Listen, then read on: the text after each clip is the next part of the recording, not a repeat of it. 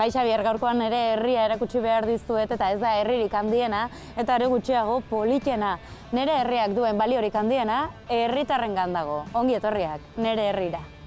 Bueno, gure herriko bistarik politenak hementxe dazkagu. Bai, San Marko gotorlekuan gaude, Errenteriko udalerrian, eta itsasmailatik 280 metrotara, gutxi gora bera. Turistek esaten dute. Bai, egia esan, asko harritzen dira aurkitze dutenian, ez? Eta asko gustatzen zaie egia esan, Nolakoak gea, herri hontan jaio geanak? Nolakoak gean? Ez da ginik. Historikoki behintzat oso langileak, ez? Eta oso jende majoa. Hombre! Bueno, Andoni, zu urte askotan hemen Gaztainon bizitzen egon zara. Bai. Txokonetara ekarri gaituzu, Bai. zer dauka berezia Gaztainok? Gaztainok berezia duena dena da.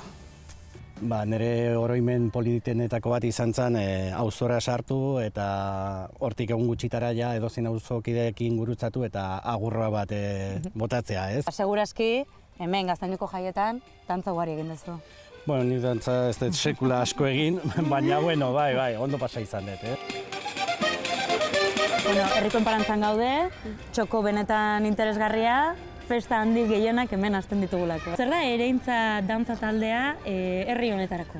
Horeretan beti izan da lotura handia dantzarekin txikitatik hasi gaitezke eta heldu izan arte dantzan jarraitu dezakegu eta dantzan jarraitzen dugu. Dantzan hemen herrian eman zenitun lehen pausoak ereintza dantza taldean, ez da? Bai, 6 urtekin hasi nintzen bertan, nunbaiten zerbait ikasi dudala esan badezaket, bertan da. Zumardian gaude, leku polita, eta zer egin duzuzuk hemen? Denetik. Parranda batzuk ere bota ditugu. Dantza ere bai. Dantza ere bai, modu informalean eta formalean ere bai. Horeretan entrenatzen dugu gehien bat, eta Oiartzun ibaian entrenatzen dugu. Bueno, gainera zuek aurten, Kontxako banderako estropada bereziki bizi zenuten, ez nola izan zen momentu hori?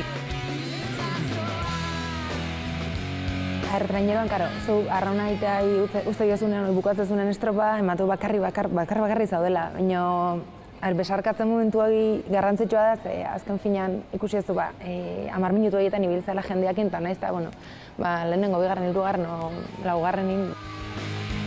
Foru plaza, txikitan hainbeste jolas eta ondoren zenbait parranda ere hementxe bertan amaitzen ditugu, baina herritarrontzat hau ez da Foru plaza, Xenpelar baizik. Eta Xenpelar handiak luzatu zuen, gonbite bera luzatzen dizuet zuei. Errenterian bizi naiz eta egin zaitazu bixi.